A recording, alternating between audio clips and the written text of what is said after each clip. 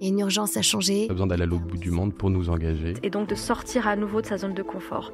Il me semblait qu'il y avait quelque chose d'injuste. C'est un métier qui demande du temps. De l'empathie, c'est dur. C'est dur, mais c'est tellement gratifiant de faire des... À la fois c'est génial et à la fois ça nous terrifie. S'engager, c'est prendre ses responsabilités. Et puis il y avait l'idée aussi de montrer un exemple. Et lâche rien, fonce et avance, quoi.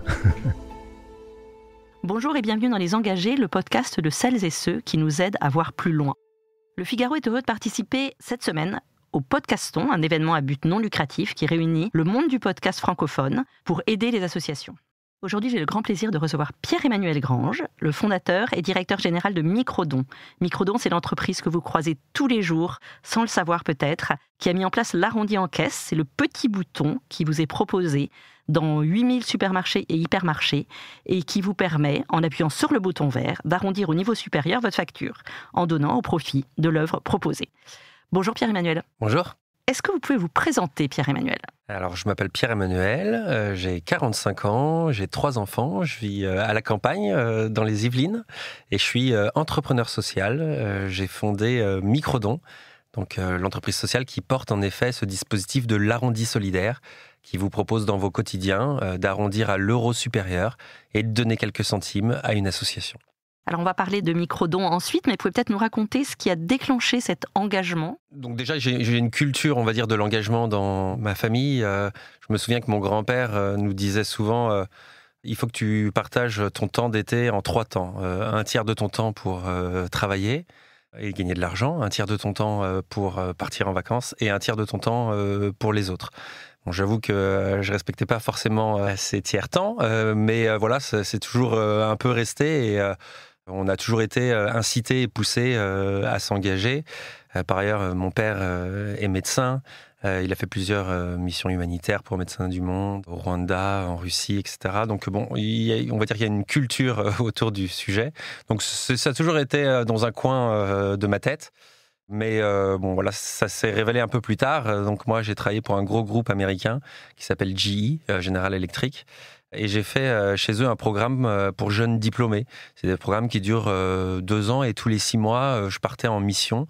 Je partais en rotation, on appelle ça, à l'étranger. Et j'ai eu l'incroyable chance d'être envoyé au Mexique. Et donc pour moi, c'était une super opportunité, un super challenge, d'autant que j'avais fait allemand dans ma scolarité et que je ne savais pas parler espagnol. Je sais dire 3 mots en espagnol. Je sais dire si, cerveza et un beso. Donc oui, une bière et un baiser. Et donc je me retrouve devant la première situation où j'ai à parler espagnol, qui est d'être à la caisse du supermarché. Et l'agent de caisse me pose une question. Alors je me dis que la bière, c'est pas trop l'endroit. Le baiser me paraît un peu présomptueux. Et donc je dis si. Et là je dis si. Et ça me coûte plus cher. Pourquoi est-ce que ça m'a coûté plus cher ? Ça m'a coûté plus cher parce que j'ai dit oui à el redondeo, l'arrondi. Et je suis tombé amoureux de l'idée. Je me suis dit, mais c'est génial. Et ça pourquoi est-ce que ça n'existe pas ? France. Non, ça n'existait pas. Ça Donc n'existait pas en France. vous revenez de cette rotation ? Je reviens de cette rotation et je me dis, comment est-ce que je peux faire avancer cette idée en France ? Et à la même époque, je lis un livre qui s'appelle 80 hommes pour changer le monde. C'est 2 étudiants qui se sont rencontrés au Brésil et qui décident de faire un tour du monde à la rencontre des entrepreneurs sociaux. Et je découvre l'entrepreneuriat social. Donc cet entrepreneuriat qui développe des modèles économiques au service d'un impact social. Et je me dis, mais c'est génial, c'est comme ça, c'est sur ce modèle que je veux monter Microdon. J'ai pas envie de créer une boîte classique, j'ai envie de créer une entreprise sociale, de monter, d'avoir un modèle économique qui soit durable au service d'un impact social. Et c'est comme ça que j'ai été amené à créer Microdon il y a maintenant 15 ans. Donc vous revenez en France, on était en quelle année ? Donc moi je suis rentré en France du Mexique, on devait être en 2007. Et puis ensuite, j'ai essayé de faire avancer l'idée dans mon groupe, d'échanger avec des associations. Mais bon, à chaque fois, j'avais des retours assez timides qui me disaient, en gros, tu nous appelles quand ça marche, quoi. Lance-le. Et en fait, un peu piqué au vif, je me suis dit, je vais le lancer. Et en fait, j'ai lu, à la même époque, j'ai lu un article dans le Nouvel Observateur, je me souviens. C'était un article sur la microfinance, le microcrédit. C'était un article de Jacques Attali. Et je me suis dit, il y a une philosophie commune, microfinance, microcrédit et microdon.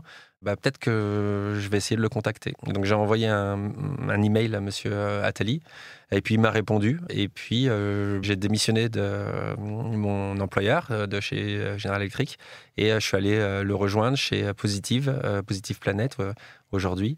Et j'ai fait ce que je considère aujourd'hui comme étant le temps d'incubation de mon entreprise sociale, où j'ai passé pratiquement 9 mois chez eux, chez Planet Finance, pour essayer de commencer à développer l'arrondi, le microdon. Alors si on résume, et après on va expliquer comment ça marche, si vous deviez résumer en 2 phrases, même si on le connaît parce qu'on le voit tous les jours, le principe de microdon, c'est quoi ? Alors, l'arrondi solidaire, c'est ce qu'on appelle la générosité embarquée. C'est le fait d'embarquer le don dans les transactions du quotidien.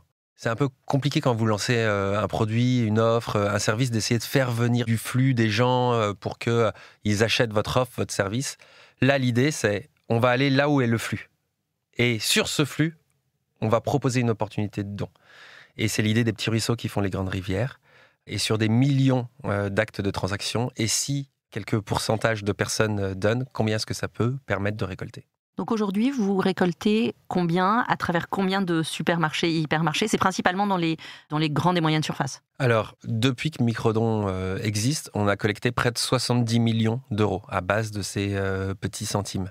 L'année dernière, en 2023, on a collecté environ 16 millions d'euros. Sur ces 16 millions d'euros, il y en a 14 qui ont été collectés dans les grandes enseignes de distribution alimentaire et spécialisée. On est dans environ 45 enseignes, dans environ 10-12 000 magasins.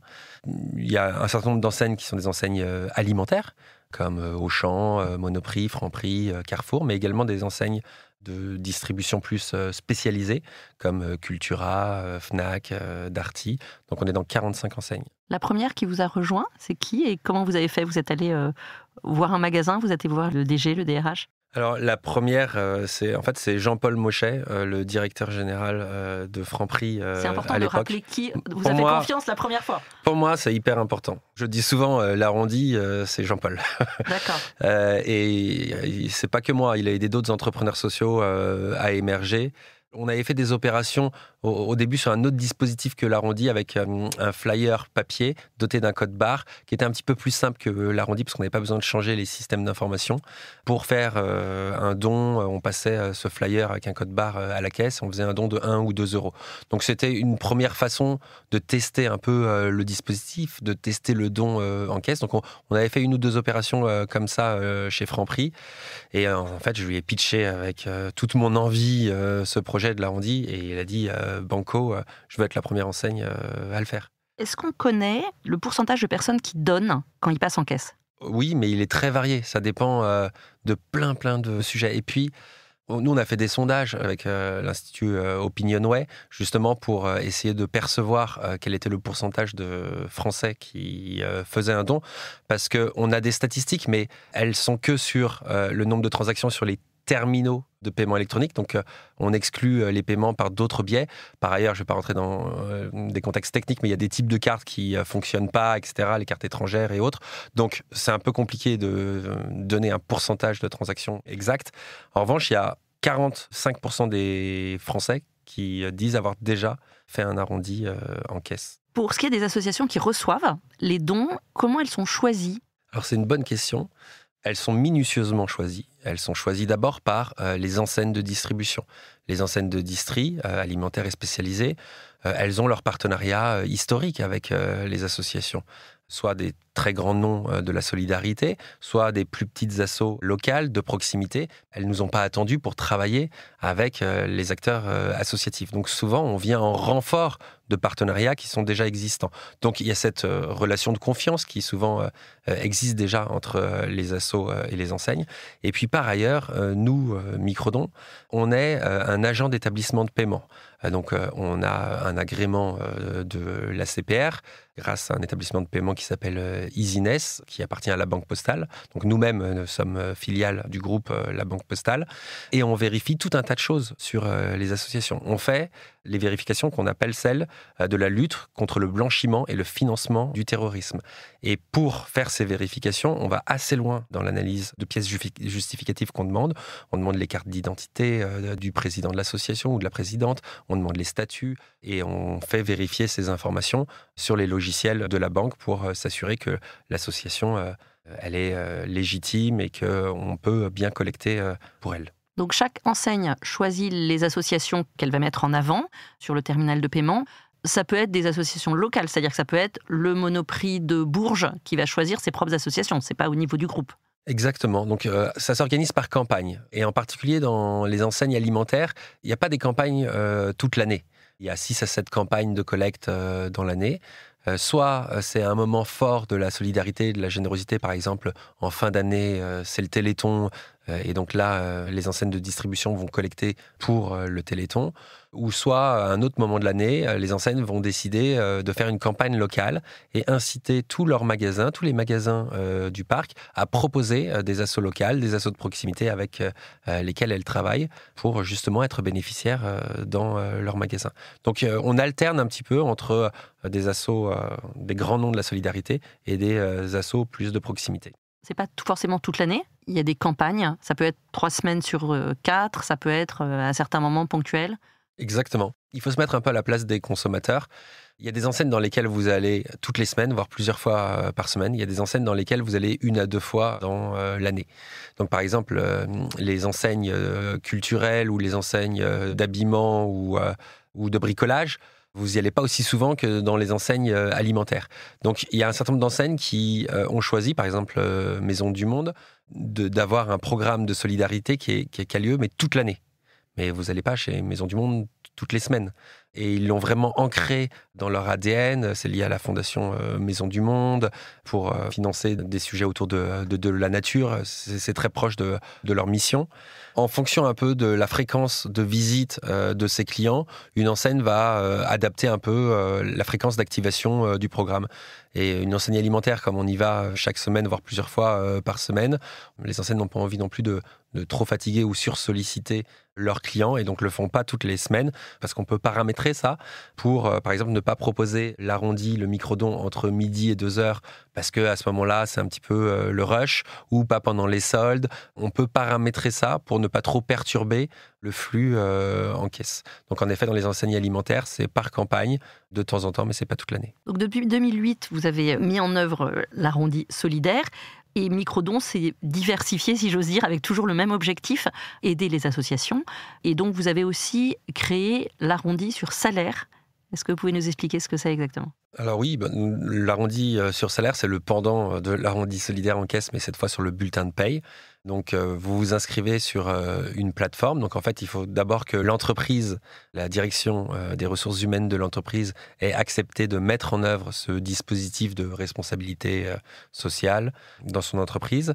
Et en effet, il y a un portail qui propose aux collaborateurs, aux salariés de s'inscrire, de choisir son association bénéficiaire et de dire oui, je veux faire l'arrondi, voire donner quelques centimes, quelques euros en plus chaque mois. Et donc, chaque mois, le collaborateur sera prélevé, donc il s'abonne à l'arrondi solidaire, et chaque mois, il sera prélevé de quelques euros de son bulletin de salaire, de son bulletin de paye. Et à la fin de l'année, il va avoir donné 50, 60, 70 euros. Et donc là, vous avez combien d'entreprises partenaires ? Là, on a environ 200 entreprises partenaires. Ce qui rapporte combien ? Ce qui rapporte à peu près 2 millions d'euros. Est-ce que dans votre quotidien d'entrepreneur, de micro-dons, vous avez des freins à votre développement ? Est-ce que vous avez des détracteurs qui critiquent le système qui pourtant aide les associations ? Oui, bien sûr, comme tout système, j'imagine. Et c'est vrai que c'est parfois un petit peu compliqué dans l'antre de la consommation. Le supermarché, c'est un lieu de passage où tout va vite et tous vos sens sont alpagués par différents stimuli. Et d'être visible dans le supermarché, c'est pas évident. Et donc souvent, on nous fait le reproche de on voit pas l'arrondi, ce que c'est, à qui on donne. Et donc c'est un petit sujet d'essayer d'être plus visible. Donc, on essaie de mettre la publicité sur le lieu de vente. Le nom de l'asso, il est inscrit sur le terminal de paiement électronique. Il s'affiche sur les tickets de caisse. Mais parfois, ça va tellement vite qu'il y a des gens qui ne le voient pas. Et puis, on a aussi des idées reçues, un peu, ou des légendes urbaines qui tournent sur l'arrondi solidaire.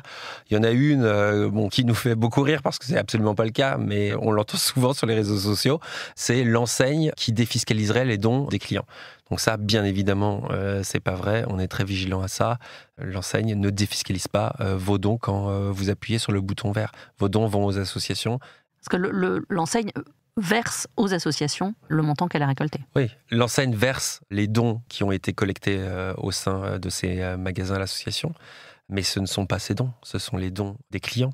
Et en aucun cas, elle ne peut avoir de reçu fiscal pour un don qu'elle n'a en fait pas fait. Les prochaines évolutions de microdons, c'est quoi ? C'est continuer à toucher de plus en plus d'enseignes, d'entreprises ? Alors, sur l'arrondi solidaire dans la distribution, c'est d'aller vers les franchisés. Aujourd'hui, on est dans le monde des intégrés, donc ça veut dire qu'on est dans les enseignes de distribution qui ont leur magasin en propre et qui gèrent leur parc de magasins. Mais il y a une vraie tendance à la franchisation dans les enseignes de distribution. Et il y a des marques d'enseignes qui sont uniquement en franchise, en indépendant. Et ça, on ne travaille pas trop avec eux parce que d'un point de vue informatique, d'un point de vue monétique, c'est plus complexe. Mais là, justement, parce qu'on a passé des caps techniques, on est en train d'y venir.